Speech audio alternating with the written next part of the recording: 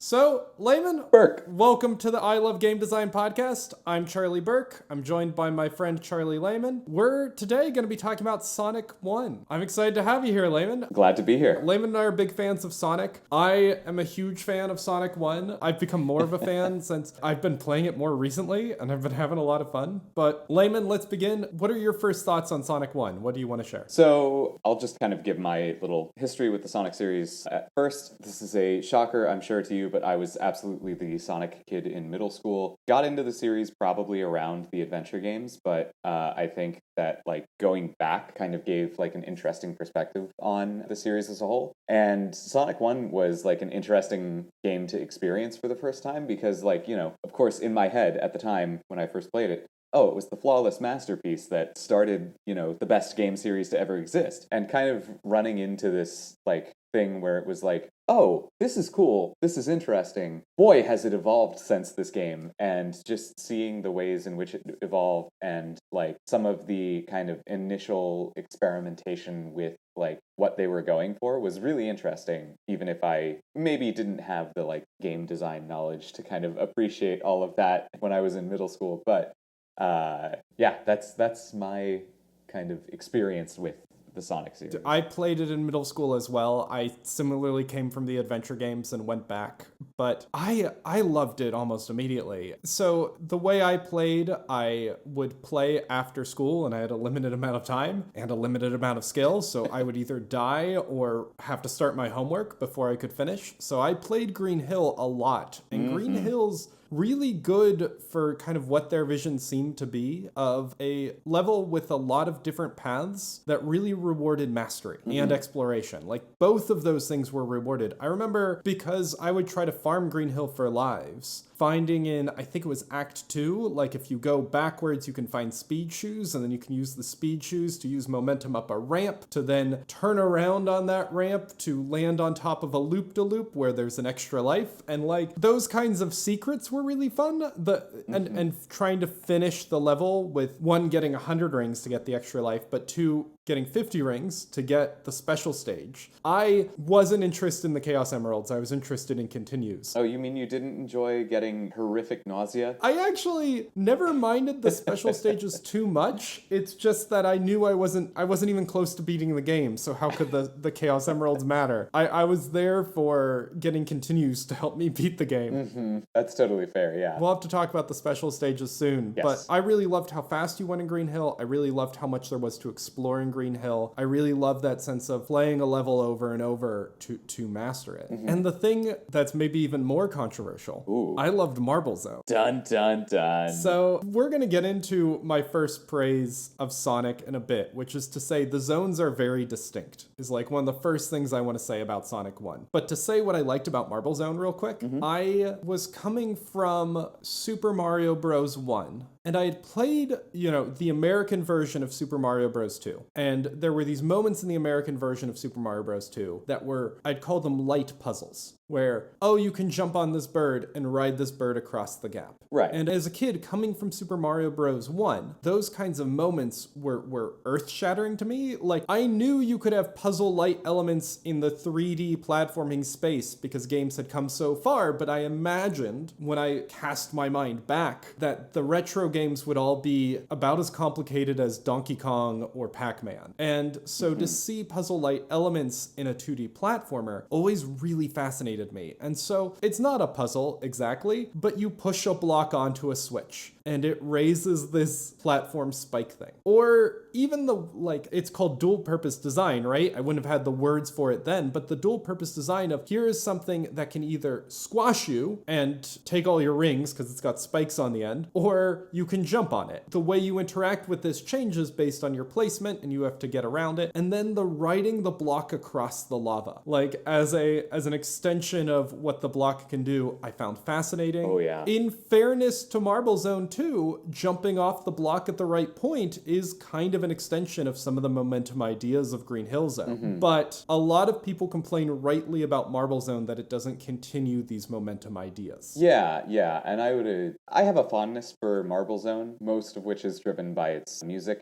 And I will say that that is an entire subject of the Sonic series that we could get into at some point. But I do see what you mean, because yeah, I definitely don't feel the sort of sense of speed that you got with like Green Hill, obviously, but also I think you and I were in the same boat, as were I'm sure most people, where like Green Hill was the one that people played over and over and over again. And so you kind of had the most level knowledge around Green Hill. As far as Marble Zone goes, yeah, I think the puzzle light elements are, that's like an interesting way to like look at that, because to me it is very interesting to call that puzzle like, because it is very simple. We're not talking about any kind of complex, like, oh, you have to redirect this thing into this other thing and that triggers this thing over here. It's pretty simple. It's just push block onto switch, and that's about the extent of it. But I do see like that being much more of a puzzle than you would get in a lot of platformers, especially. And it does provide this very interesting kind of break in the level design that you hadn't seen in Green Hill. Yeah, and you add to that, I mean, Green Hill does, I think, have a swinging platform, but in Marble Zone, you're really forced to engage with the swinging platforms. You add those swinging platforms in, and suddenly Marble Zone, less of a puzzle. I really would call it puzzle light, or almost puzzle reminiscent, but it definitely feels like a traditional platformer. Marble Zone feels more like Mario than it does Sonic in a lot of places. And the thing is, I love Mario, so I don't mind that it takes that moment to give you time to breathe. And ultimately, this is a pattern in Sonic 1. If you play the levels, you'll notice that Green Hill is really fast and interested in momentum-based physics. Marble Zone is very slow and interested in traditional platforming. Right. Springyard Zone is very interested in momentum-based physics. It has those ramps with those spikes. It's more complicated, more tricky than Green Hill had been, but it has a lot of ramps. It has a lot of bumpers. It has a lot of things to just experiment with the physics system. Then Labyrinth is back to slow, plodding platforming and really precise timing. I honestly don't mind Labyrinth the way other people do, but I think I'd enjoy Labyrinth a lot more if those spikes came up a little less frequently. Like those spears that shoot you. Yes. The timing on those is just real tight. Then you're on to Starlight Speedway, which again, interested in the momentum. It adds this seesaw spring that will slow you down, but that kind of is a physics element itself. And it's very interested in the speedier, momentum, physics-based part of Sonic that makes Sonic iconic. And then you enter into Scrap Brain, and Scrap Brain, I think, is traditionally considered a more platforming level. It has some interesting physics-based things. Like, I think it has circular treadmills that you can run around, maybe? Or am I making that up? What do you remember about Scrap Brain? I'm trying to remember if that's Scrap Brain or not. Scrap Brain is often considered a more traditional platforming level just because there are so many obstacles everywhere that can kill you. But barring a few moments, I actually think Scrap Brain is kind of a nice blend of the two. But you do have this pattern, is kind of the thing I'm trying to point out, of momentum, platformer, momentum, platformer, momentum, platformer. And that pattern helps each zone feel different from the others. Because also, even within those momentum, you'll see quite a spread. And within those platformers, you'll see quite a spread. And it also keeps the game feeling fresh moment to moment, and again, in a way that I find very engaging. But I think a lot of players were very disappointed because Marble, and particularly Labyrinth, didn't carry on that kind of momentum-based spirit of Zones 1, 3, and 5. Yeah. And I think that this is sort of where we get into, like, Sonic Team still trying to find out what the series is. Because, yeah, no game ever comes into the world fully formed and fully knowing exactly what it's doing. At least when it comes to, like, the first game in a series, or at the very least, very rare. And I think that, like, this is sort of getting into something that I know I've brought up with you in the past, but the question of speed versus platforming in these sorts of games, because I think it is very difficult to have a game where you are going, like, as fast as humanly possible while also having complex platform, because if you're going fast, you don't really see what's coming up, especially in, like, a 2D game. And the question of, like, oh, how do you react to what's coming up in front of you is always going to be like a question of the game design. So that sort of balance between the two is really interesting to see them toy with, like, especially within, like, Sonic 1 and Sonic 2.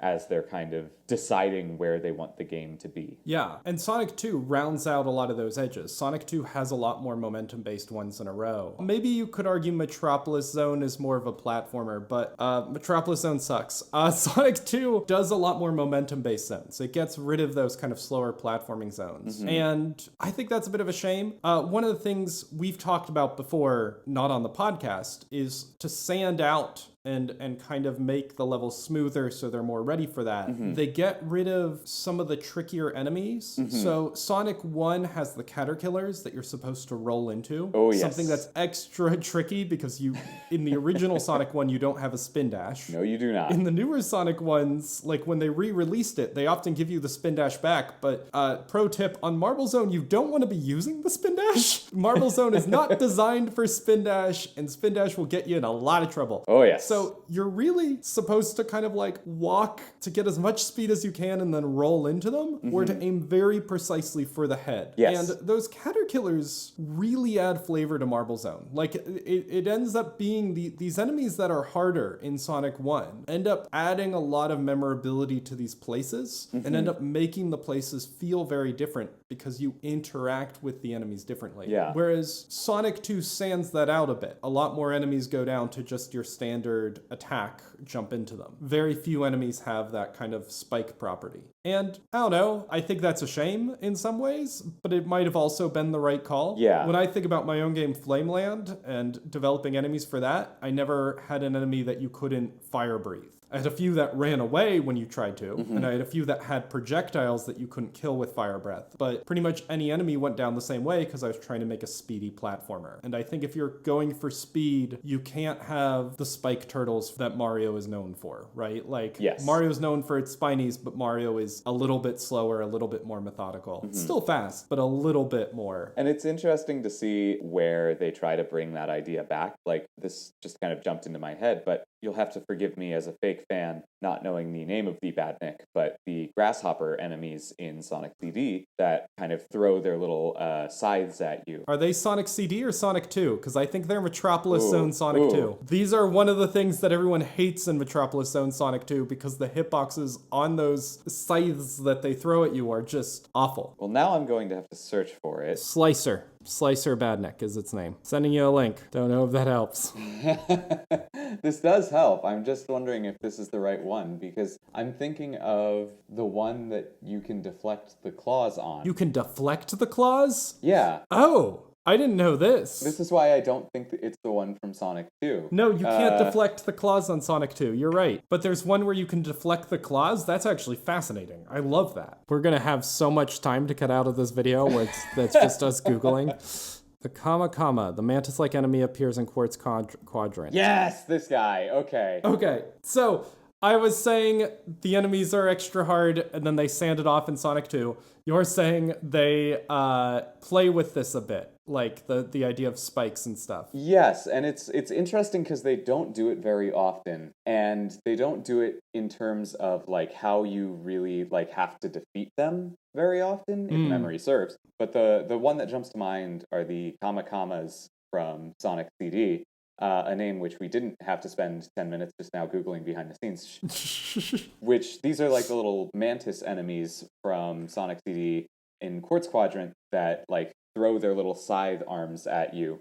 And you can actually deflect those arms with like a spin dash. It's not really a super in-depth mechanic or anything like that, but it is like an interesting little interaction where it's just this like, oh yeah, if you're spin dashing, you don't actually have to be afraid of them. Which that is just like an interesting little kind of detail on a very specific enemy. That is neat. You've just got me on 2 bits of Sonic CD trivia that I did not know. I was gonna say though, like the Sonic 1 enemies though, it's not like Caterpillar's the only example because there are those weird armadillo enemies in the very next zone. In Labyrinth then they have that guy with the little spike shield that he launches at you. And I think there might be a later version in a later zone, maybe Starlight Zone, where he doesn't launch his little spikes at you, so he stays shielded. Oh, interesting. In Scrap Brain, they introduced those little pigs. And I mean, a lot of enemies in Sonic have projectiles that you have to avoid, right? Like you can't attack a laser that's shot. Right. But those pigs with the bombs, because the bombs kind of stay on screen longer, I feel like they're more notable than the lasers that get shot at you by other enemies. So it really feels like every Sonic zone, actually Starlight definitely has the bombs that you can't kill. And so it feels like every Sonic 1 zone has an enemy that's particularly hard to kill or invulnerable in certain states that gives it that level in that zone more flavor and more interest, even if it does sometimes slow the game down a bit for the average player at least. Yeah, and I think like the design discussion around enemies is particularly interesting because I feel like it's also one of those much more subtle elements. Like I think that people remember the general like look of the enemies much more so than they remember the actual mechanics of these enemies. I personally find them to be like part of the set dressing more than I do actual like obstacles. And I don't disagree with your description of these enemies. I think that they actually do provide real mechanical depth, and I think that that's really interesting. I think it's also not the most memorable part of those enemies, which is really interesting as like a subtle way to do game design, which is honestly one of the best ways to do game design, in my opinion. Sort of the classic, if you're doing everything right, will people notice that you've done anything at all aspect. Yeah, I think you're right. I think it's a good thing that when you think back on these zones, they feel distinct to you. But I mean, I don't think I could have told you until I really spent time thinking about it and thinking about enemy design in particular, that the enemies are part of what does that. Do you know what I mean? Like earlier drafts of my own platform games are very slapdash with enemy placement because it really wasn't. There was a level in Mario 3 in the pyramid that used Buzzy Beetles smartly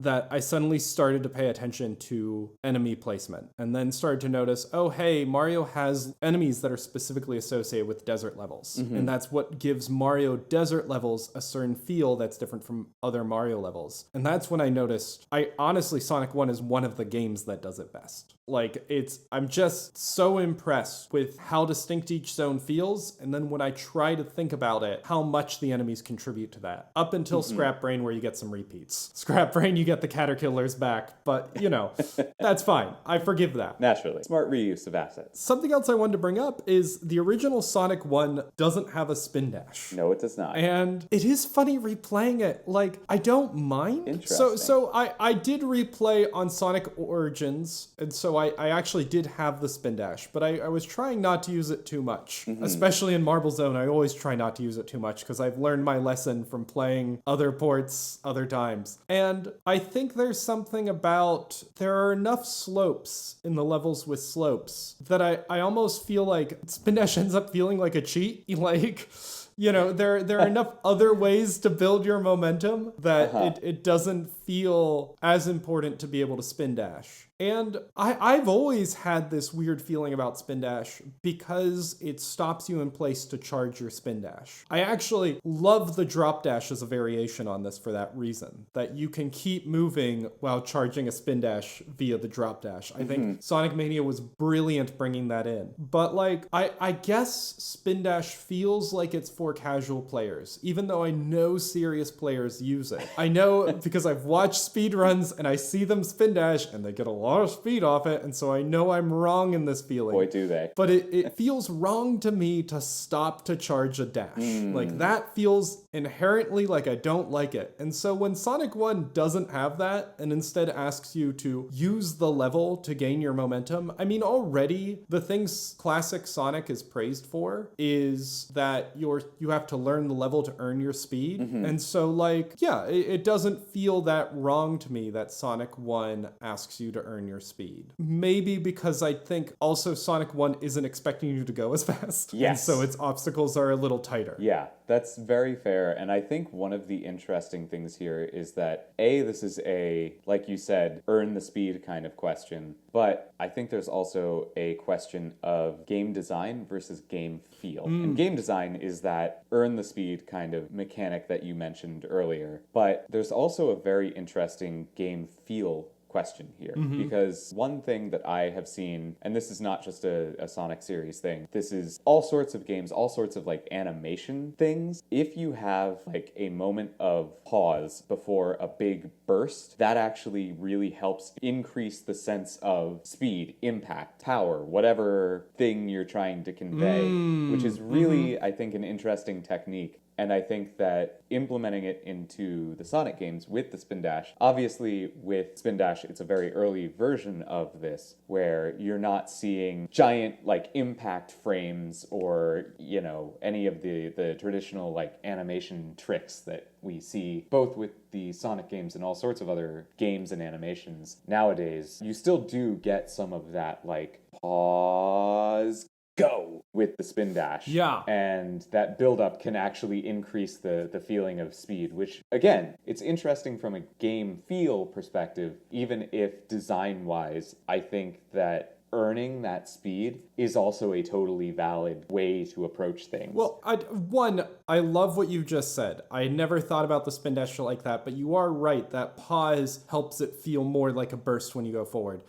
I now do wish, though, it was more of a burst, like you had more initial speed. Yes. But I will add, actually, I am a total hypocrite because I love in Penny's Big Breakaway how many ways they have to get you up to speed. Yeah. That, like, you're a dash, swing, roll away from being back at top speed. But the difference is, again, for me, I think it's that it doesn't stop you. I think I'm just really resistant to stopping at any point, which is funny. You know, maybe the spin dash could be considered a moment to catch your breath, because also Sonic, I think, is really good at that. Even in these early zones, even in Sonic 1, Right. if you think about Green Hill, if you think about the loop-de-loops in Green Hill a little differently, you can almost see them as mini cutscenes. Because when you're on a loop-de-loop, you're not going to get damaged by an enemy. You're just holding forward. And yes, you have to hold forward. And yes, they are an obstacle in that you needed enough speed to get through them. But as long as you've had enough speed, as long as you've started with enough speed, the loop-de-loop plays out like a little just chance to catch your breath. It looks pretty, and you don't notice that you're not really doing a lot while doing it. And Sonic will iterate on this forever, right? Like so many things in Sonic 3, actually. The light bridges in like its Death Egg Zone or in Hydrocity Zone, the like hand that charges you up and then puts you on a water slide. Yes. Like there are so many moments. Corkscrews later. Are corkscrews already in Sonic 1? I think there's one in Green Hill. They put them in Green Hill Zone in Mania. I can't remember if there's a corkscrew in Sonic 1's Green Hill. I think there is. I think that to me feels like their initial, like, you know, whoa, check out what this game is doing. Yeah. Gotta buy this one. Yeah, they do so many of these, like, spectacles that feel like you're in control, but if you stop and think about it, you're not. And so maybe I shouldn't hate on Spin Dash, because there are all these times the game kind of takes away my control. But as long as I'm moving forward, I don't seem to mind. Like, it really is the stopping feels... I'm averse to the stopping, and so I'm averse to the Spin Dash. And so not having the Spin Dash didn't bother me as much. This is really interesting because I think this is the two of us having like a taste clash, because I will fully admit that I am an absolute sucker for a good charge sequence. This is maybe not for you because I don't think you've played either of these games, but if anybody who's listening has played Zone of the Enders 2, the Vector Cannon, one of the best charge sequences I've ever seen. The Wonderful 101 ends with a full, probably minute and a half charge sequence, which features a QuickTime event where you have to mash A and the prompt is just protect Earth. And I'm such a sucker for that kind of thing. So obviously this, I'm not going to say that this is where that love began, but I am kind of realizing as we're talking about this that like, wait a minute, maybe this is a big part of that. And yeah, I think that like the way that they iterate on, you know, taking control away from you to kind of build that sense of momentum and sense of speed is really interesting. And I think it's also interesting, this is maybe a subject for a different discussion, but the way that a lot of Sonic spiritual successors have built on that as well, thinking particularly of Freedom Planet and Spark the Electric Jester. I think both of them do really interesting, like, momentum build-up mechanics. Yeah, Freedom Planet has, like, a dash in air. Do you have to charge that dash? It's a very fast charge. Yeah. It's kind of just like you do a quick little spin. If memory memory serves. It's been a minute. Yeah, I'm trying to remember too. And I think that charge works because you're aiming. Like, I don't mind stopping to aim. Interesting. Because, well, then I do have to think about something. I don't know. It feels like I'm doing something. I either need to be moving and not thinking or stopping and thinking. And a spin dash is a stopping and not thinking. And I'm like, that's no. Yeah. But yeah, so I don't mind that Sonic 1 doesn't have the spin dash. In terms of the spin dash, I think the drop dash is a huge improvement on that. And I think is a really cool addition that Sonic Mania added. But I didn't mind going back to Sonic 1 and just enjoying the typical platforming. Right, yeah. So something else Sonic 1 doesn't have is the save system. Boy, does it not. I kind of love this for what I imagine Sonic 1 is supposed to be. Because when I envision Sonic 1, I imagine it as a score runner. Right. I watched this whole video called You're Playing Sonic 3 Wrong. And it was like, you're not playing Sonic 3 as a score runner. You're not considering your rings versus your time. And if you really want to get the most out of Sonic 3, you have to play it as a score runner. And we've talked about all the things that I think get in the way of that. Yes. And just to list a few, like Super Sonic as a character can break a lot of the levels and make them like, even if I try to envision a world in which it gives you a score that's the total sum of your best of every level. Do I have to go back and replay the earlier levels to get Super Sonic? And then really the real kicker is those checkpoint minigames of like, if I'm really playing for a score run with no restrictions, the game of Sonic 3 adds in these checkpoint minigames. I guess if you were going to make score run rule set, you'd outlaw those. Now, I'm not going to say Sonic 1 is above these problems, but they're at least not as glaring or obvious to the casual player. Yeah. Because if I were score running Sonic 3 as a casual player, I'd go in every checkpoint ring and try to get extra rings, and that would just be a boring experience. Now, I've looked up the Sonic 1 score run, and the Sonic 1 score run, as outlined by Twin Galaxies, says you can only have 5 lives, and the person uses all 5 of those lives just mining points in Marble Zone at this particular place where you break blocks.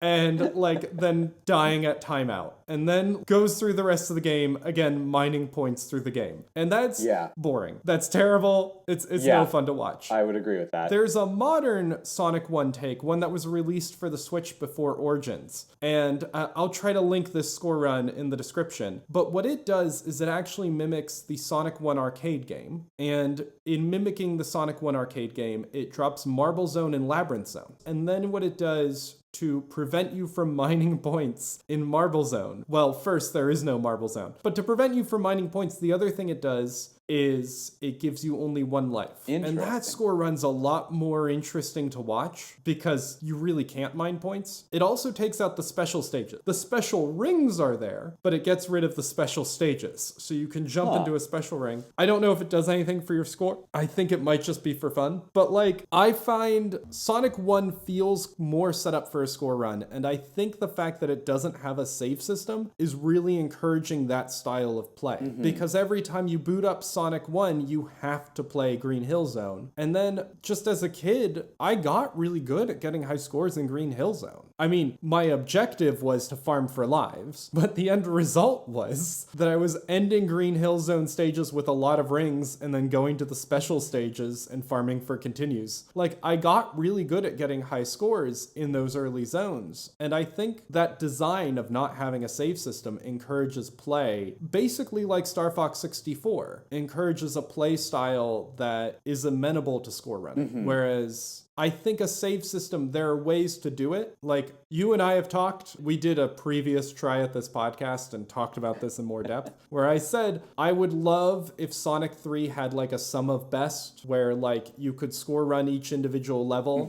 Like, you play through the game once, it unlocks the level select in Sonic 3. I wish I could score run each individual level and my file would have a sum of best. I think that would be a great way to add score running to Sonic 3. But even adding a save system, you can see that Sonic 3 3 is starting to go in a different direction. That Sonic 3 is starting to take its score system less seriously and its story more seriously. And then when Sonic Mania does kind of introduce something akin to a score system, what it actually introduces is a time attack, right? Like, right. And even to this day, I really think competitive Sonic is time attacks. Sonic never really ever goes back to really embracing a score attack system after Sonic 2. Yeah. And maybe for the best, because it's been broken this whole time, but Sonic 3 feels like the first departure. Yeah, and I think that, like, I've mentioned this in our past discussion, but I have some history as a speedrunner, and my first real experience with speedrunning was with Sonic Rush Adventure, where I did a, just for the fun of it, speedrun of Blizzard Peaks in that game, and I was, I think, like 15th or 18th fastest on the online leaderboards. Wow. When I did it. Yeah. Not to brag or anything. Of course, not a brag. No, Who could of mistake course not. that for a brag? No, listen, I'm not trying to figure out how to shoehorn this into the conversation.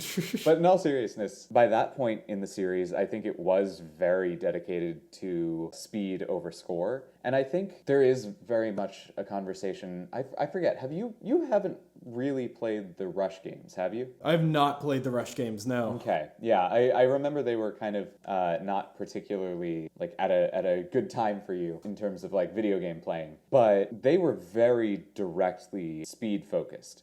They had online leaderboards built into the game, even if people did immediately cheat and get times of 1 microsecond. Yeah. But there wasn't that equivalent for score running. And I think looking at these games as score running games is really interesting. Especially I like that comparison to Star Fox 64, which is very explicitly a score running game. And that's not like an angle that I hear very often. And I think the sum of best question is really interesting because that's something that you don't even see in a lot of score running games. And I think there are a lot of score running games that would benefit from that. Yeah. Again, going back to Star Fox 64, I think that would have been great. Well, I think it would be particularly good for Sonic 3 because Sonic 3 has a save system. Exactly. I'm like, how do you add a save system and save the score running idea? The problem is, I think as we alluded to earlier, not just the checkpoint things you can enter, but also the secret rings that give you supersonic. If you beat the game, part of the fun of Sonic 3 is going back and playing those early levels as supersonic, which then totally ruins the score run of those early levels. And then even if you're like, okay, well, I won't play supersonic, those secret rings, if you've already unlocked supersonic, count as 50 rings. If you were going to create a system in which you score run Sonic 3 with sum of best, you would have to answer, what do I do with the secret rings? What do I do with the checkpoint minigames? And maybe the answer is, when you click on that level, you can select score run mode and it deletes both those. But I don't know. My point was, something that's lost later is that score run identity. Right. And I think one of the things that chips into it is the save system, which I think is a shame. I also think this is something I warned you I was going to say before the podcast. I think it's one of the most important leaps in getting to Sonic Adventure. Right. If you look at how does Sonic 1 become Sonic Adventure, the answer is Sonic 3. Yes. And let's save that for the epilogue, because I want to get back to Sonic 1 because I'm trying to frame this all in Sonic 1. Of course. But we have touched on another thing I want to talk about, which is there's no Supersonic in Sonic 1, which, again, I kind of love. Like, I have a really love-hate relationship with Supersonic where I do end up playing him a lot, but I kind of feel like he changes my relationship to some of the levels to such an extent that it makes it hard to really appreciate those levels for what they are. And that's such a weird thing. Maybe I should just outlaw Supersonic on my runs, just like a personal role.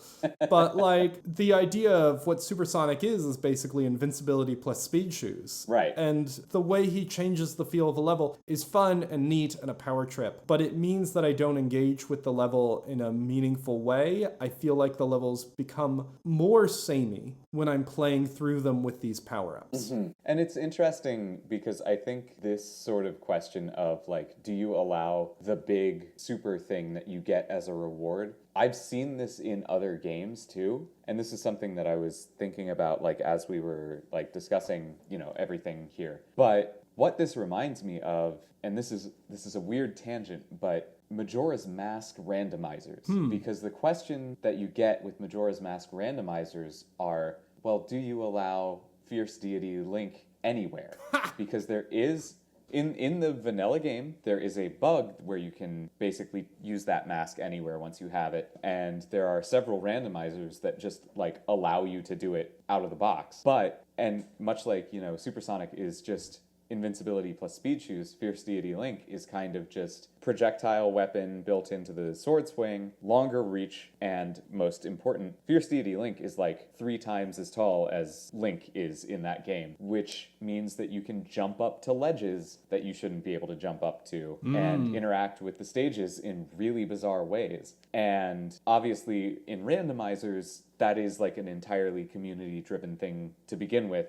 So it kind of just comes down to the community there. But there is like a genuine like conversation about, okay, is it more fun to do this with the restrictions of regular Link, or do you allow people to just use that mask anywhere once they find it, which can lead to people like, you know, just jumping into the end of a dungeon at the start of it and doing the whole thing backwards. Yeah. And I think that question of like restriction versus the creativity that like being creative because you're forced to be creative, or being creative because you suddenly have 2 or 3 times more tools than you're supposed to have, is like always an interesting kind of oppositional force. Yeah. And it's really interesting in these sort of like community driven like score running, speed running, you know, randomizer kind of discussions, just because it's, yeah, there's a lot to like kind of unpack with this. Yeah, and it kind of leads, so Supersonic's the most extreme example, and the one that I feel most divided on. I think he's probably a good addition. I see a lot of people really like him, and you can always just not play with him, so I think he's a good addition. Naturally. But he's the one I feel most conflicted about, whereas actually there are others. So just thinking about it in terms of Mario is how I was originally thinking about this actually, is if you enter a Mario stage with a Fire Flower or Cape, that completely changes the stage. Naturally. It lets you bypass a lot of enemies, and this is just true of power-ups in general. And so like one of my favorite platformers of last year, Garbanzo Quest, has like a few power-ups and modifiers you can add, but for the most part it feels like you're entering every stage kind of with the same tool set. Right. Like the modifiers to me, although they probably in the right hands would be pretty significant, were not that significant. Like I still felt like I was interacting with all the obstacles. Right. Whereas modifiers in other games, and Mario in particular, they really can help you bypass a lot of obstacles. Supersonic is the worst offender in Sonic, but also later Sonic games, the bubble shields. Sonic 3 introduces elemental shields, and I think they don't break the game too much. And I think also their trade-offs, like their trade-off is that you can't use the drop dash if you're in Mania, or you can't use the instashield if you're in Sonic 3. So there is a trade-off there. It's not just all 100% good. And then also, like in Mario, the fact that if you get hit once, you lose it. I think all these things make me forgive the bubble shields more. None of them feel like they're breaking the level quite as much. But there is, when I think back on Sonic 1, a purity to that system where they haven't had a chance to complicate it yet. They haven't had a chance to be like, okay, we need to add more. And so Sonic 1 ends up feeling pure because its bubble shield doesn't affect you in any way. Right. And I don't know, I find myself even a little conflicted there in a weird way. Like, there's something I like here. And they were right to add more to Sonic 3, of course they were. But there's something I like about the purity of no bubble shields, no elemental shields. Yeah. And I think that this is something that like we've seen in a lot of different genres. Like that's sort of getting back to the basics. And it's really interesting to see the different ways in which people kind of push for that. The one, I'm not going to get too into this because there's 1,000,001 videos about how good Ultra Kill is, or even Dusk. Dusk is probably a better example of like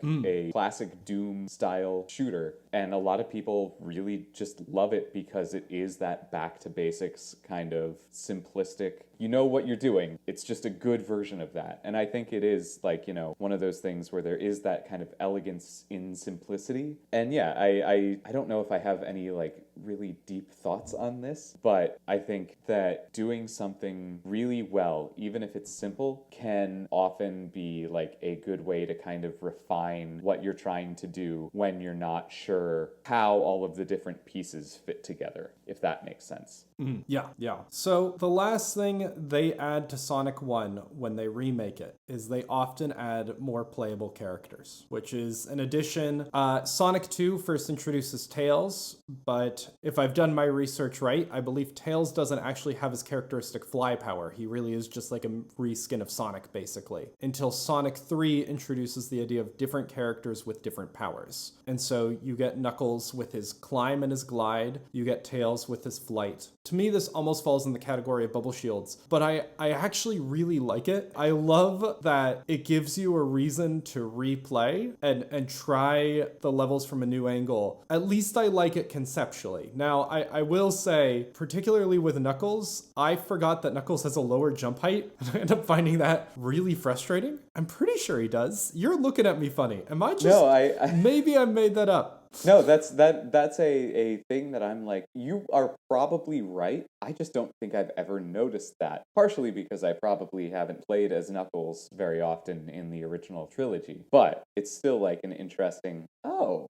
Yeah, so I really love it as a reason to go back. My one complaint is Amy in Sonic Superstars. For all Sonic Superstars faults, Amy got a double jump. And I love this. I mean, Amy already basically has an instashield, but I never quite clicked with the instashield, so giving her a double jump in addition to the instashield made her feel really powerful in a way that wasn't... I mean, Tails is already OP.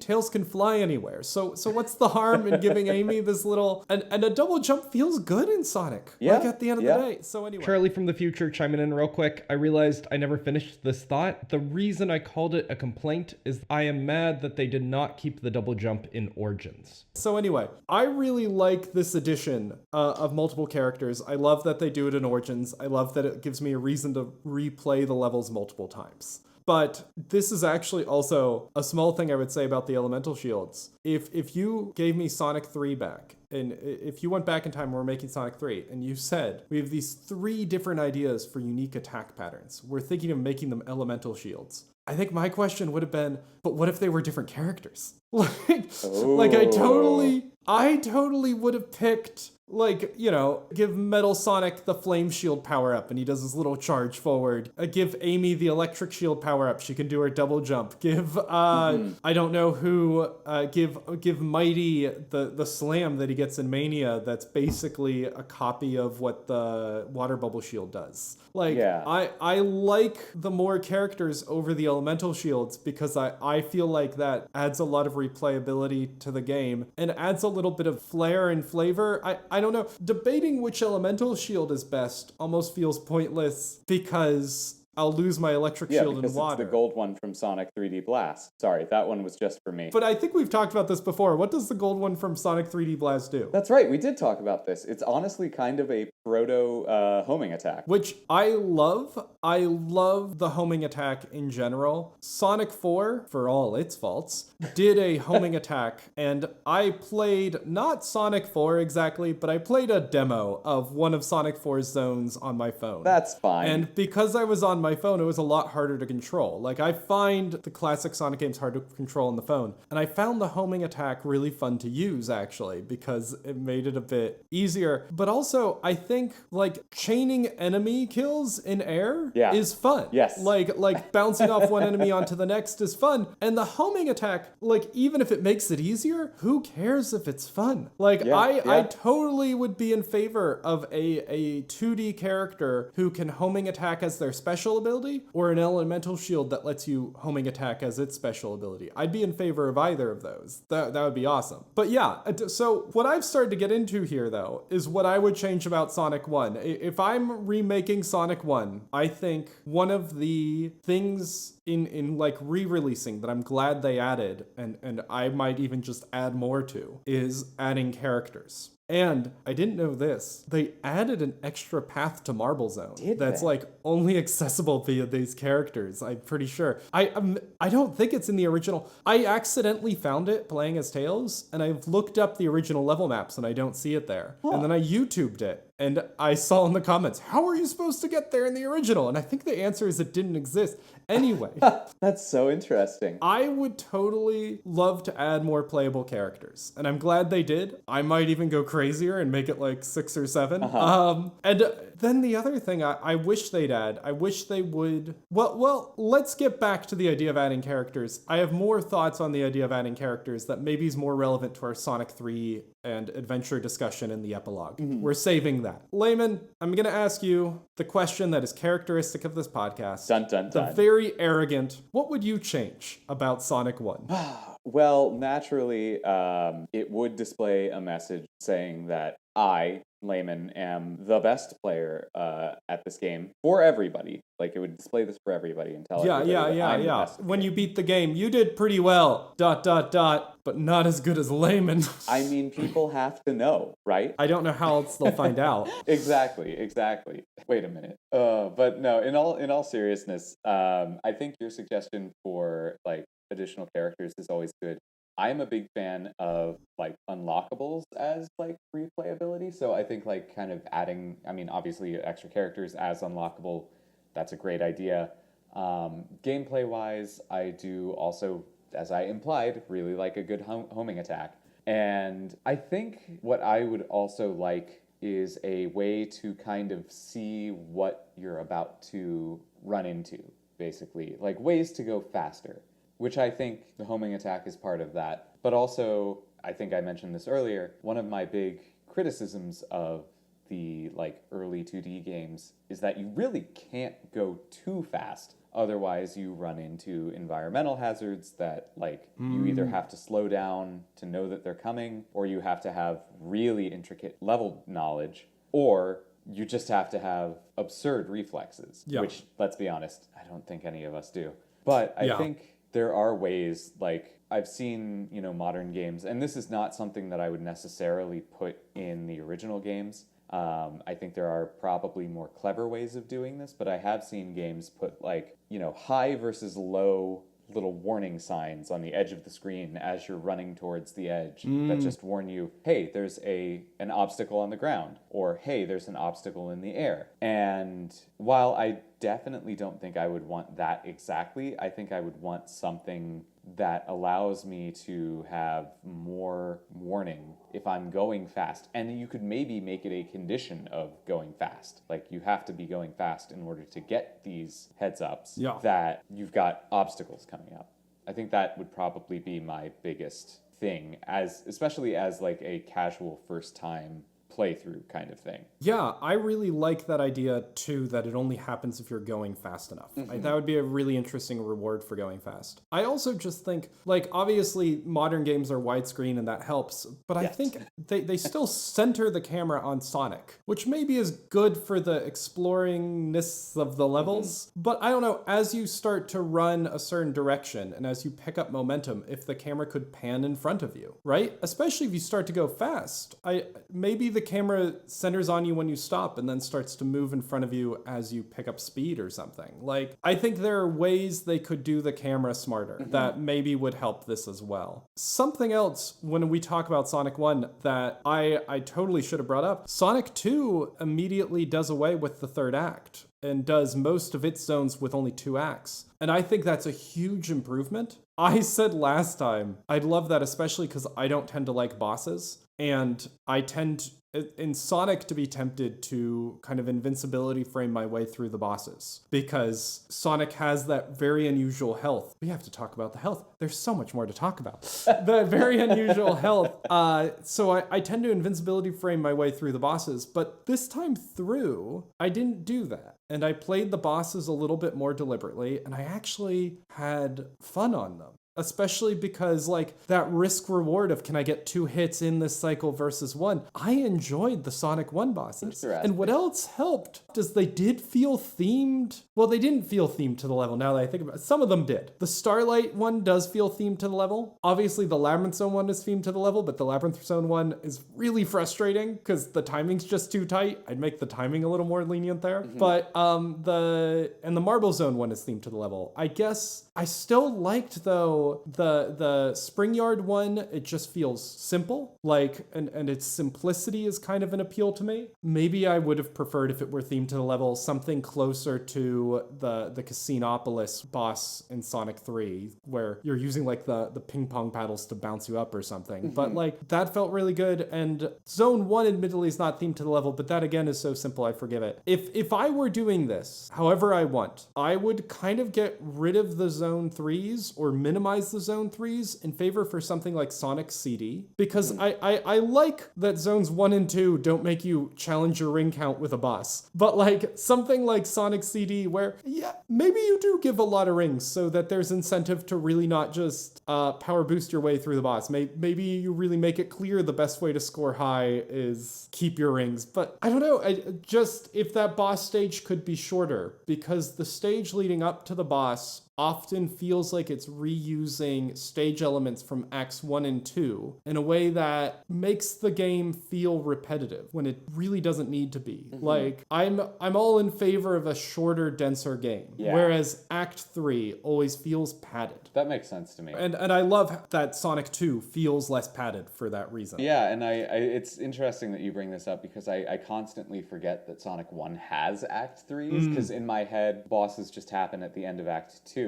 And the Sonic games where I remember there being an Act 3, the Act 3 is just a boss. There's no stage. And I'm going to bring up Sonic 3D Blast again because I'm interested in what you would think. This is a I'm giving you homework kind of thing. I'm interested How dare you? I know, sorry. I'm interested in what you would think of the bosses in that game, because that is one of those games that has an Act 3, but the Act 3 is just the boss fight. Like, it drops you into the boss fight at the start of the stage. There's no preamble to it. And one of the interesting things in that game is that the bosses are all part of the stage. I'm not going to say that they're always the best, like, most well integrated into the stage that they could be, but there's like most of the bosses start with like Eggman in his little hovercraft dropping into like a thing in the stage, and then that's the boss, which is particularly interesting. And that's something I'm curious how that would rate on your like Sonic Act 3 boss thoughts kind of scale. I like the idea of dividing the boss from the stage, because the stage, it's a very different gameplay, and I want to score the stage. Especially for a score run, I want to score the stage. I want that gameplay to be scored separate from the boss, because it would really suck to have a really good Act 2 and then lose all the rings to the boss at the end, as I often did in Act 3, if I'm honest. But I was trying this time. I wasn't just cheesing the boss and abusing invincibility frames. I really was trying. Well, there you go. And it was fun when I tried. I have to admit, I enjoyed the bosses a lot this time through, and I think their simplicity is part of it.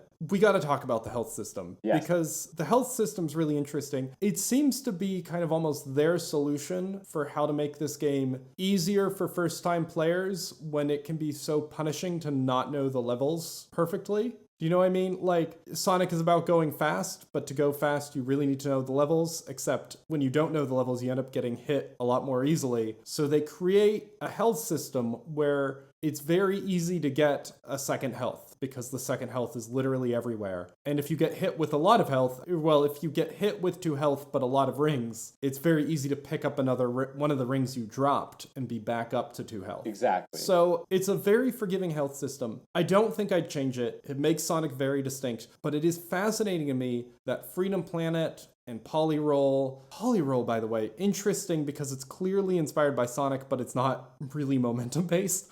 But anyway, it's really interesting that these games that are so inspired by Sonic never use that health system. Yeah. They always opt for something more traditional.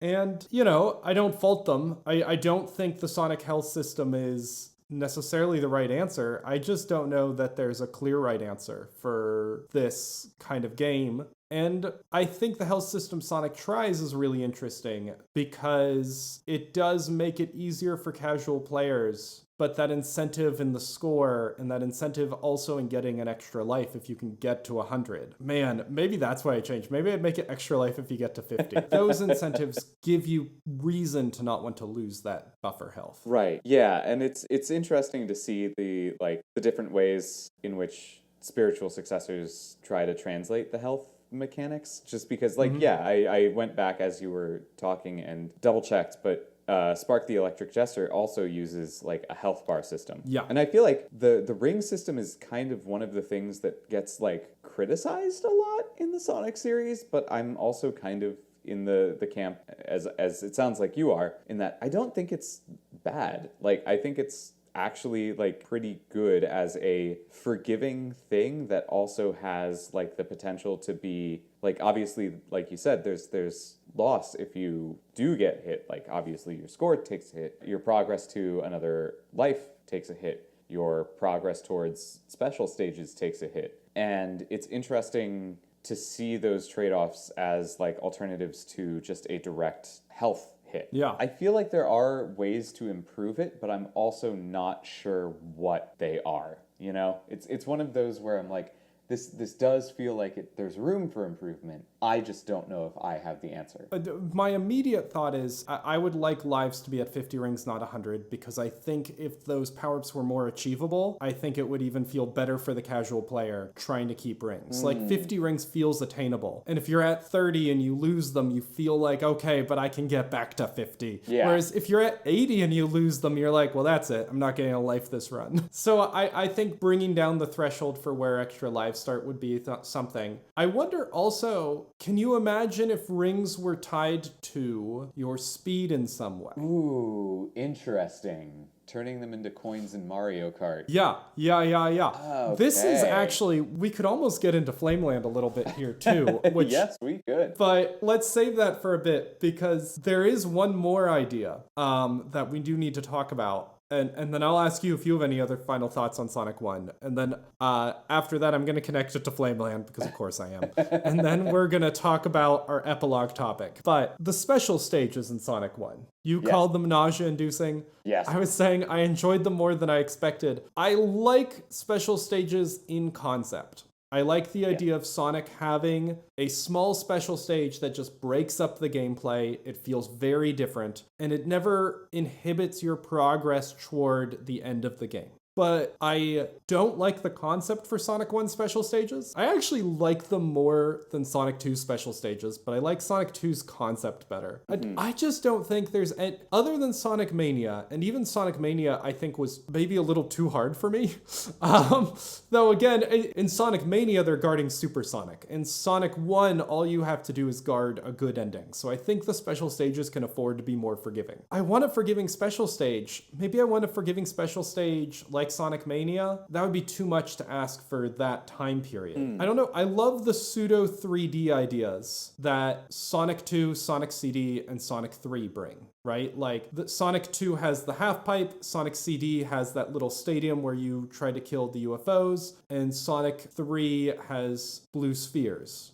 Honestly, if you reskinned Sonic 3's, my main complaint about Sonic 3's is just the skin just feels generic, but it's fun to play. It's funny that you say that, because like for some reason that sort of pattern, maybe this is just like the time that I experienced it, but that always feels like so distinctly Sonic to me. Well, in fairness, the checkerboard pattern you see all over Green Hill Zone, right? Like, so maybe that's fair. Sonic and checkerboards are connected in a way that maybe I'm not giving credit to Blue Sphere for. But I don't know. I don't know what I want out of a special stage. I like the idea, and yet, other than Sonic Mania, I love Sonic Manias, for the record. But other than Sonic Mania, none of the other ones quite landed right. And I think Sonic Mania's was too advanced for what they could do at the time.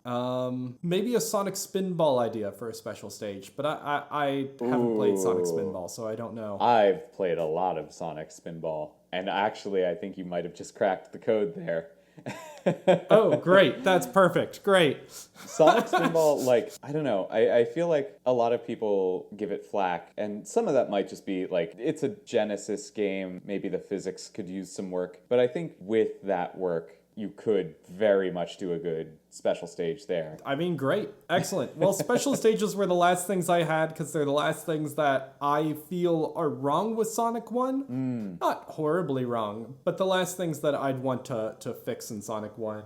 Yeah. Until we get into a crazy wish list. Actually, my crazier wish list, and we'll get into this a bit with Flameland, would include the same way you can pick your way through an act and pick different paths through an act. I wish there were different paths through the game. Right. And we've talked about this. I wish there were more than one Zone 2. Or even if it were like in the re-releases of Sonic 2 where they had that secret zone, the Hidden Palace zone, because that was a cut zone. In the re-releases, they have a secret entrance to Hidden Palace zone. Even if there were secret zones like that, I would love that. I wish there were ways to pick your path through the game so that you avoided certain zones and picked other zones. But that's getting too far. That's going... I mean, that's kind of a like alternate timeline for Sonic 3. If Sonic 3 hadn't done the save system, but wanted to expand the length of the gameplay the same amount, I would have told them go wide, not long. Yeah, this feels like it is getting into your score attack desires with like Star Fox 64. You're right.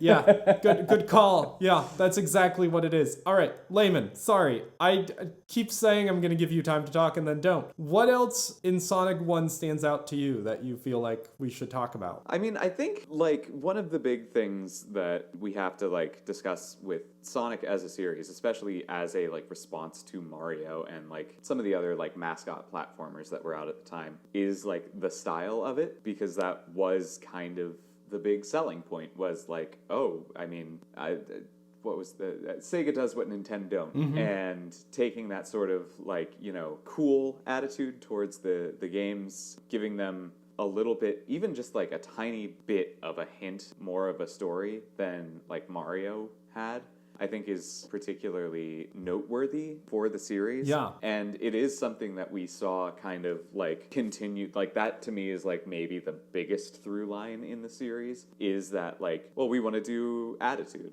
And I think that like continues into the modern Sonic series, like very clearly. We're recording this, not to date this recording, but just this morning I happened to see people laughing at one of the like interactions between characters in Sonic Cross Worlds Racing, which the time of recording is not out yet, but they're showing like preview stuff where I think it's either Sonic or Amy and E123, where they go like, hey man, it's just a race. Like, it's not a death match. Just chill. And his response is something to the effect of, irrelevant, I will win and inform your next of kin. Which, good line.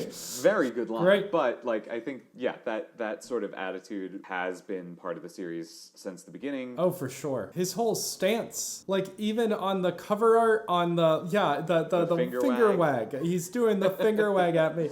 The finger wag on the start screen. Everything. Yeah. His animation is so good for that. Yeah. And then what you're saying with the story too, yeah, we know he's facing, like, the enemies all have little animals in them, and he faces his main boss several times. Mario faces Bowser once at the end of the game. Yeah. And in Mario Bros. 1, all the other Bowsers are dummy Bowsers. They're Goombas in disguise. He faces Bowser once at the end of the game. But Sonic and Robotnik, I mean, that does feel like it adds to the story. They're going at it. Like, yeah. So, yeah, no, that's right from the beginning. And you're supposed to see the world gradually mechanized too. And there certainly is a contrast between Green Hill and Zones 5, 6. Oh, yeah. Labyrinth Zone still looks kind of natural, and there's some rumors that it was put in a different place for gameplay reasons. And I think that was the right call. Yeah. But yeah. I think that's, like, very much the game's, like, main strength to me. Because, boy, I can personally attest to the fact that it worked. When I first saw it, I'm even going to point to the Saturday morning cartoon, which at the time, that intro was the coolest thing I'd ever seen.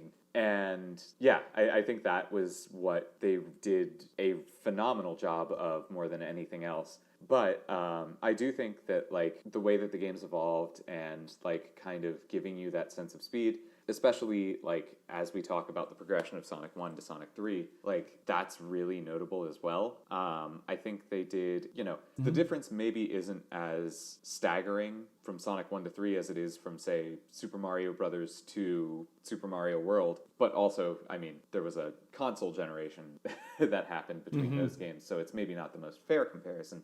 But you do still get like a very significant development in the way that the games work. And, as you said, I think that, and this is something we're going to get into momentarily, I think, there is like a very clear trajectory towards Sonic Adventure. And I think that that is really interesting. Yeah. So there's one more thing I think I need to get you to say, because you said it to me over a dinner once, and I thought it was interesting. You really like the instashield. I do, yes. And I think for a really good reason. So will you explain why you like it? Because I never clicked with it, but I think your reasoning is great. It's a very deep and complex issue, and we might be here for hours, but I'll just launch into it. It gives you a button to press. Yeah. That's more or less it. I think that's great. The instashield I do love because genuinely it's kind of one of those things where as you are going through the levels, if you don't have one of the elemental shields and you don't have like something to actively do as you're in the air, it's a button to press. And if you time it right, it can help out, it can save you. But it does kind of just help give you something to do in a kind of game state where previously you kind of hadn't had anything to do other than maybe just adjust your trajectory a little bit. Yeah. And I think that that's really interesting because I think there is, again, a very direct through line there from like the instashield to the homing attack. Yes. But also, I think we should say that is something you would add to Sonic 1. Yes, absolutely. If you were modifying Sonic 1. Without question. Yeah. I forget that it's not in there to begin with. I would add the drop dash. I would not add the spin dash, but I would add the drop dash. Which would cause a lot of people to dislike me. Oh boy. And also, it makes no sense. Why would I add? But you know what? I would. I just like the drop dash. I really do. The heart wants what the heart wants, you know? I know. And like, as much as I'm like, no, those levels aren't built for spin dash, I'm at the same time like, yeah, but drop dash is so fun. You would add the instashield.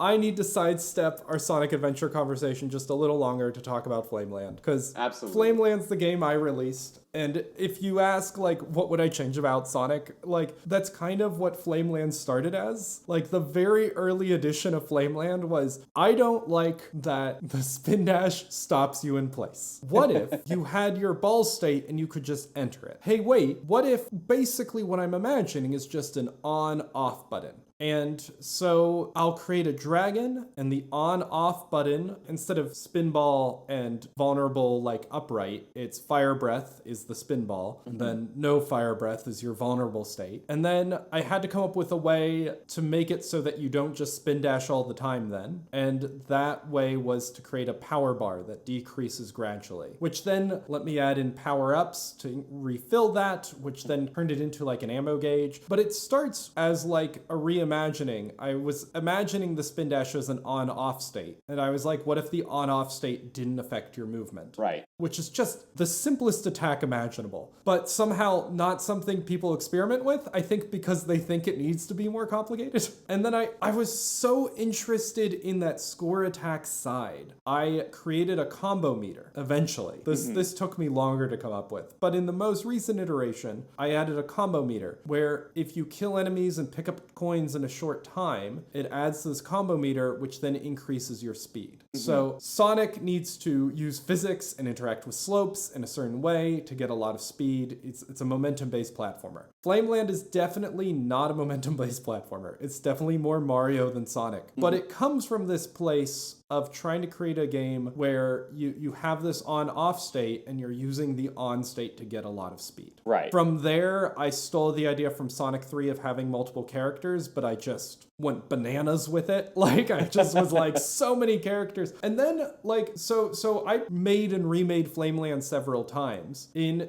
like, the second iteration is when I'd really gone bananas with it. I was like, what I find a real shame is that you're only playing with one character in each run. Right. Whereas I'd like to see you playing with multiple characters. And so kind of like how Mania lets you switch characters, I created this idea of you go into each round of Flameland with a team of characters. And then I did health very differently. Basically, each character then is one health. And so what's really cool there is you can see on screen your health. Like, you can just look at the screen and the characters are your health. So if there are no characters behind you, you're on your last health.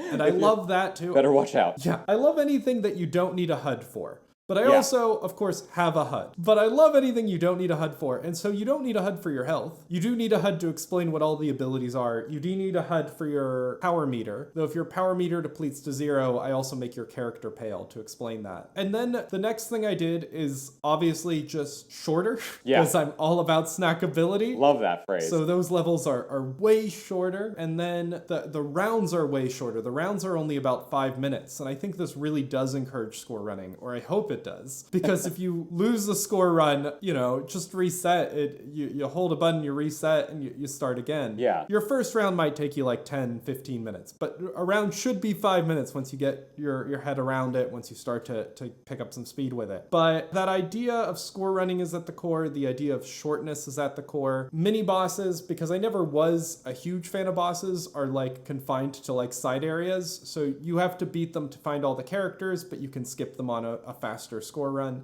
So the focus really does stay the courses right up to the final boss. So I think that also makes it more replayable, faster to replay, because more of it is that core platforming. Of course, I steal from Sonic all those enemies being unique. And then the main thing I add is that thing I say I want in Sonic 1. You pick your path. Oh, yeah. There are multiple level 1s, multiple level 2s, multiple level 3s. So this is, like, if we're talking about what I would change about Sonic 1, the real answer is everything, and I have, and I did, because of course I did. That's what game design always starts with, an inspiration. And Flameland's inspirations were Kirby, sure, but really like the very original inspiration, the thing I was tinkering with, was Sonic 1, and the thing I was complaining about was the spin dash stop. And everything ballooned from there into something that I think, if you're listening to this and you're a huge fan of Sonic, I don't actually think Flameland's for you. But, it might be, give it a try, but it's nothing like Sonic. I think it is. I think if you are a living human being at all, Flameland is explicitly for you, and you'll love it, and you should buy it. As much as I appreciate Layman's endorsement, I've seen the achievement statistics, and only 60% of players unlock the cafe, which means a lot of people do just quit after their first round. So here's the great news, guys. If you do buy Flameland, you'll know if you dislike it early enough to return it. I think you have a 1 hour grace window. Bold. Yeah. Well, I think I'm surprised I don't have more returns, because the medium playtime is pretty low. But the people who like it really seem to like it. And that feels really As they good. should. Like, I knew I created a game that was for me, and I knew it wouldn't be for everyone. I think I thought it would be for a slightly higher percentage of the people who bought it. I think I thought the people who bought it knew what they were getting into. But then again, it is way harder than it looks. Like, it looks like a Kirby game, and it plays like, I don't really know what it plays like, because I find it easy at this point, and I've never, it doesn't play like Dark Souls. I was going to say, you could say Dark Souls and get some people really mad if you wanted to.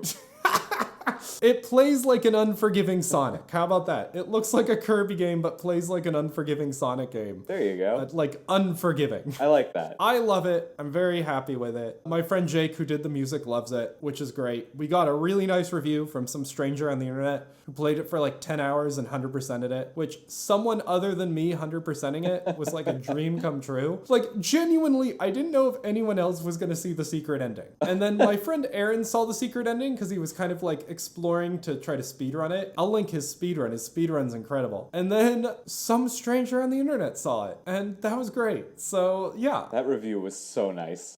I love that. Yeah. So anyway, I need to talk about Flameland at some point. Also, just to advertise, because of course I do. As you should. Gotta make that $70 or something. Like, it's $2 to buy Flameland. That's a steal, by the way. I appreciate that. For how much game is in that game. Yeah, well, we just said like 10 hours for the guy who 100%ed it. I have 100% speedrun it and got it down to like under an hour, but I'm also the creator, so I don't feel like that's fair. But anyway, I've almost sold enough to make back the $100 it took to put on Steam. I don't really care if I actually sell enough to do that, but like, it would be cool to say I actually made money instead of just lost a minimal amount. So Consider looking at it. We're in epilogue territory, Laymon. I said something to Laymon before this podcast. You've said many things to me. I did say many things to you, but the one thing I said that was maybe too bold is I said the leap from Sonic 1 to Sonic 3 and K is bigger than the leap from Sonic 3 and K to Sonic Adventure. You did say that. Those were words that came out of my mouth. It's a bold statement, and I think from a technical perspective, it's bonkers. That is nonsense. Yeah. From a technical But- perspective, it's wrong. But from a game Yeah. design perspective, you had me going, because I Yeah. see it. I see the vision. And I Yeah. think, like, obviously the biggest difference between Sonic 1, Sonic 3, and Adventure is 2D to 3D, which, you know, Yes. that's the technical side of things. I think from game design, the biggest things that you're going to have to deal with are level design, which, I mean, that's a whole conversation that I don't know that I have the knowledge to kind of get into and explain. I can't really say that I know for sure if the level design is all that similar or all that different. It feels similar to me, is the vibe that I can give. Yeah, it has a similar priority on physics and momentum, Yes. whereas Sonic 1's priority is split between momentum and traditional platforming. Yes. And I think Sonic 3 definitely has a lot of the ingredients that you see go into Adventure. Obviously, like, Yeah. homing attack is probably the biggest change, but like I said, you even kind of have the sort of proto-homing attacks that are kind of coming into fruition in Sonic 3 with the instashield, Yeah. with the elemental shields. Like, it's something for you to do in the air. I think obviously flame shield is probably the closest, but Yes, that's what I was about to say. Yeah, Flame yeah. Shield feels like a proto. Yeah. the interesting thing for me is that I once heard somebody, I'm going to just shout out Wooly, congratulations on being a dad now, described Sonic Roboblast 2 as a weird alternate reality game where after Sonic 3 and after like all of the initial run of 2D games, that was their first attempt at a 3D game on like the Saturn or something. And I see the vision there too, where it is taking so much of the stuff from Sonic 3 especially, and just honestly it's kind of just sprinkling in a couple of things from the adventure games, like the homing attack, which it doesn't even have a homing attack by default. It's just kind of a straight air dash. Yeah. Aesthetically and gameplay-wise, from what I've seen, because I still haven't played it, I know I need to, it does look like Roboblast is a more direct translation of Sonic 3 than Sonic Adventure. But I think, like, the change to me that is more significant in design philosophy, one, it's that idea of, is this a momentum slash platformer or a momentum platformer? And that change happens between Sonic 1 and Sonic 3. But the other thing is changing from a score attack, which it is, to me, Sonic 1 and Sonic 2 feel like score attacks. Sonic 3 has the residual, like, aftershock of being a score attack. It's like, what's the appendix for, is what the score in Sonic 3 is for.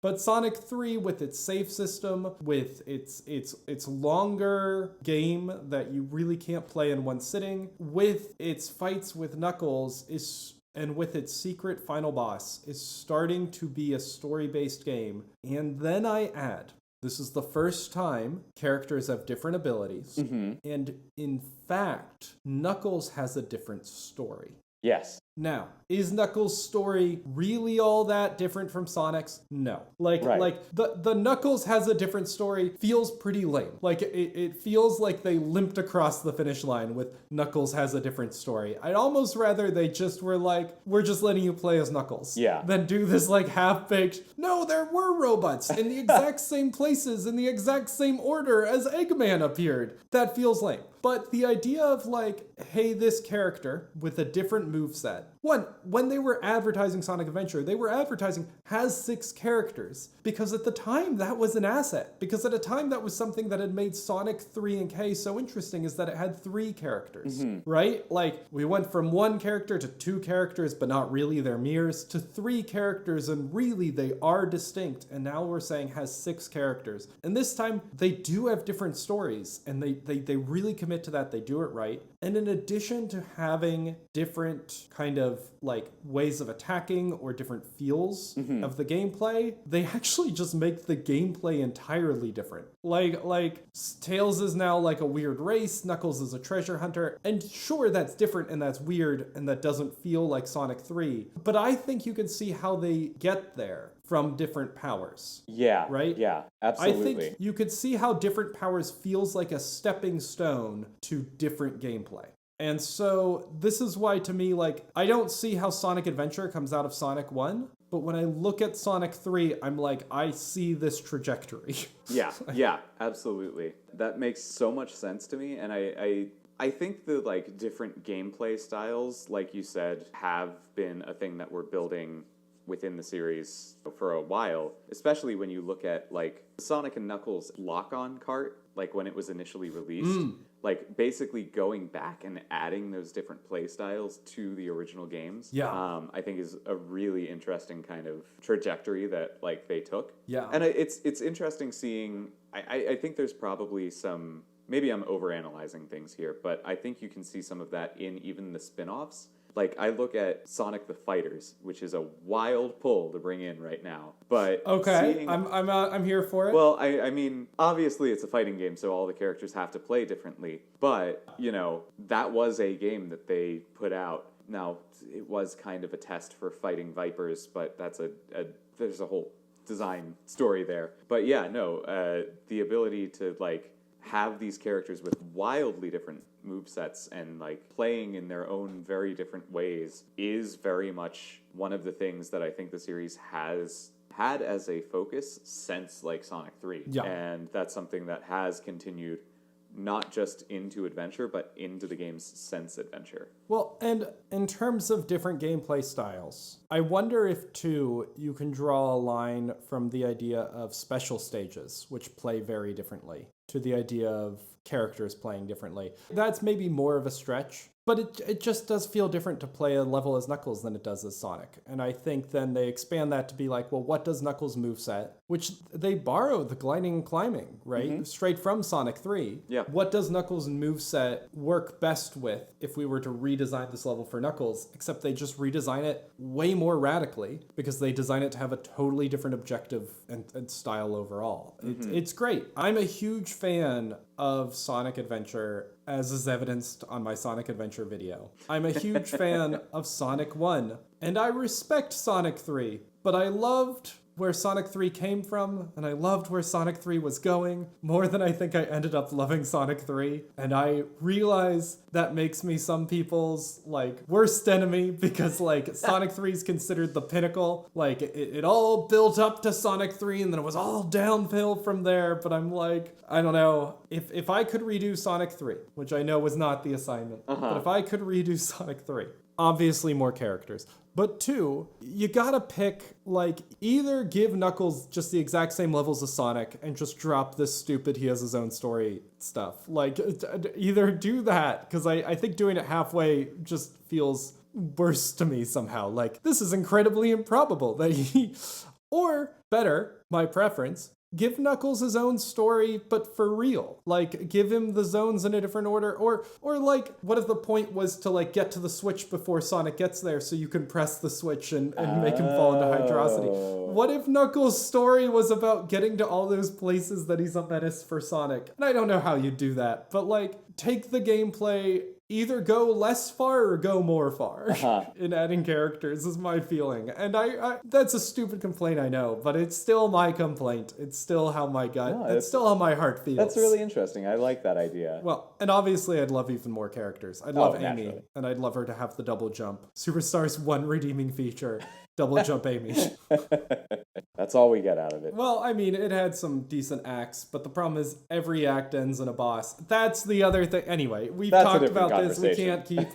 Laymon, Burke, thank you so much for joining me. I think that's all I have for you today. It is always a pleasure. If you want to find Laymon, I'm not going to let him tell you where his socials are, because I actually don't think I have any big name people on here. Laymon, you're not a big name person with socials, are you? I'm not, as far as I know. If I am, it's a surprise to me. But I do have, if I can plug something. Yeah. There's a game on Steam that I've recently fallen in love with. It's a little thing called Flameland. I don't know if you've heard of it. Highly recommend it. I think it really ties nicely into our like Sonic discussion here, and it's absolutely a steal as far as the price goes. Definitely check it out. Highly, highly recommend. And I'd never say this to his face, but I guess full disclosure, the guy who made it, great person and an absolute treasure of a human being. But, it's a good game. Wow. Thank you, Laymon. That's very nice. I, in the spirit of gassing me up, was going to say, if you want to see some more Laymon, you can always find him on the previous episode of this podcast where he and I talk about Super Mario 64, using you to boost my own socials. Thank you so much for being here, Laymon. It was really great talking to you. Right back at you.